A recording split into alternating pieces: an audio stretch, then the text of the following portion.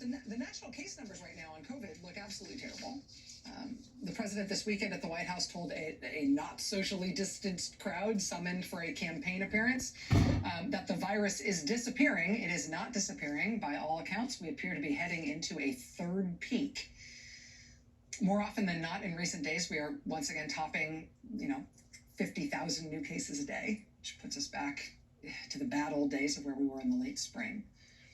Over the past week, the 7-day rolling average for new cases reached new record highs in more than a dozen states. Alaska, Colorado, Indiana, Minnesota, Montana, Nebraska, New Mexico, North Dakota, Ohio, Oklahoma, Oregon, South Dakota, and Wisconsin. They've all had new case numbers within the past week. In North Dakota, the new cases curve right now looks terrible. Look at North Dakota. North Dakota's been going up rapidly and with increasing steepness since the early part of July. Last month alone, over the month of September, the state of North Dakota saw an 80% rise in cases in 1 month. Today, for a fifth straight day, the state hit a record number of new cases. There's no statewide mask requirement in North Dakota. The Republican governor there is up for re-election, and he keeps saying publicly that North Dakotans wouldn't follow a mask requirement even if he instituted one, so he's not going to bother. The state has been through 3 state health directors in the past 4 months. This is as the state has developed into the fastest growing epidemic in the country. They've gone through 3 state health directors in 4 months. The last state health director lasted only 2 weeks before he quit. Hospitalizations keep peaking in North Dakota and then peaking again and then peaking again. For a glimpse of what that means, look at this snapshot in time. A month ago, the number of people in the hospital with COVID in North Dakota, a month ago, the number of people hospitalized in North Dakota was 65. 1 month ago, 65. A week ago, the number was 112. Today, the number was 158. And in a state as small as North Dakota, with as limited of hospital capacity, that's sort of the state of North Dakota getting to the end of their rope. Local health director in Bismarck, North Dakota, Renee Mock, told Newsweek magazine today, quote, "In my lifetime, North Dakota has never seen anything like this, where all hospitals are being impacted at the same time." That said, the area that she serves is in a particularly bad way. As of today, the state says there are a grand total of 29 ICU beds left available in the entire state of North Dakota. In the state capital of Bismarck, North Dakota, the state now reports that the grand total of ICU beds available in all of Bismarck right now is 1. 1 available ICU bed in the whole city, plus 3 staffed regular inpatient hospital beds. 1 ICU bed, 3 regular hospital beds for the whole city, for the whole state capital. This thing is not just disappearing. Joining us now is Renee Mock. She is the public health director in Bismarck, North Dakota. Ms. Mock, thank you so much for being here. I know this is an incredibly difficult time for your state and your city. Thanks for making time. Thank you for having me. What explains why North Dakota has had such a sharp, steep, and now sustained surge in numbers since early July? So following the 4th of July holiday, we really saw an uptick in our number of cases. And I think that largely was attributed to the large gatherings and celebrations that took place during the 4th of July holiday.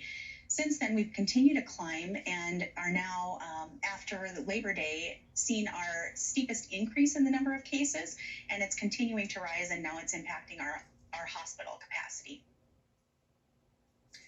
I imagine that in North Dakota, people have to be aware of how steeply the curve is rising, not only the number of new infections, but the number of new hospitalizations that have already resulted.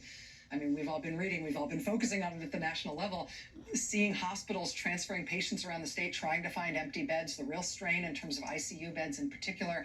I imagine that has to be dominating in terms of local news and local discussions, but for some reason that doesn't seem to have translated into the kinds of changes in behavior that might slow the spread. It hasn't, and I think the level of severity is maybe not being shared to the right people in the right way. I know that some of our bed capacity, the local hospitals are used to being occupied and being highly full for census. And so some of this is normal operation. They've had some essential types of things that have been put on hold and or elective types of surgeries from earlier in the year. and are now being taken into consideration for surgery. And then we have COVID cases on top of that. And then what's very concerning for local public health is the possibility of the influenza season, which is upon us, and what that could possibly mean if we start to see influenza cases increasing in our state with an already stressed system. So that's why local public health is taking some extra steps to look at that. As the number of ICU beds available in the state declines to sort of seriously small numbers, seeing less than 30 beds available across the state, while those new infection numbers rise so steeply, and so you know that that's going to result within a couple of weeks in additional people turning up sick and needing hospitalization.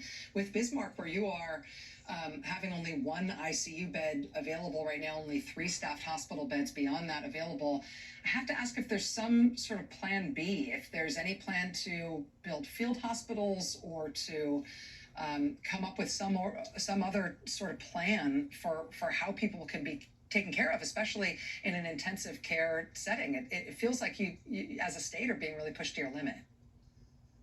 So I know here in Bismarck, when we are that short on beds, they often look to other facilities within the state. So likely Fargo, which is about a 3-hour drive from Bismarck. And so if you're thinking about someone that maybe suffers a heart attack or a stroke and needs that emergency care and would end up in an ICU if there's not a bed, they could be transported to Fargo or out of state possibly if there was no room at Fargo hospitals.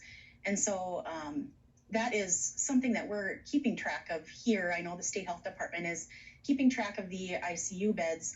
We are prepared. Hospitals have their surge plans and their tiers in place. And I know one of the local hospitals has added additional 14 COVID beds within the last couple of weeks. And I think those are already occupied. And so as we continue to add beds and they're filling, we look to that next stage. And when you're looking at that next stage, to tier 3, are you looking for additional bricks and mortar? There are possible site locations where we could set up hospital facilities and field hospitals if needed, if that were the dire situation that we were in. We hope not to get to that point. But the biggest concern, I think, for us too is to consider not just the bricks and mortar of it, but the staffing and who's going to take care of those patients. We are already short on staff for nursing, and that was a problem before the pandemic was here, and it's just been exacerbated by the number of COVID patients that we're seeing. And then if we have flu patients on top of that, the biggest concern rather would be staffing and not necessarily the ability to set up additional bed locations. Right, because the beds are only useful to the extent that they're staffed by the expert carers that need to be there, especially in intensive capacity. Renee Mock, Public Health Director in Bismarck, North Dakota. You are really up against it, you and your colleagues. Thank you for helping us understand. Please keep us apprised. There's a lot of national interest and concern about what's happening in North Dakota right now. Keep us apprised as to how things go, and good luck to you and your colleagues. Thank you very much. All right, we've got much more ahead.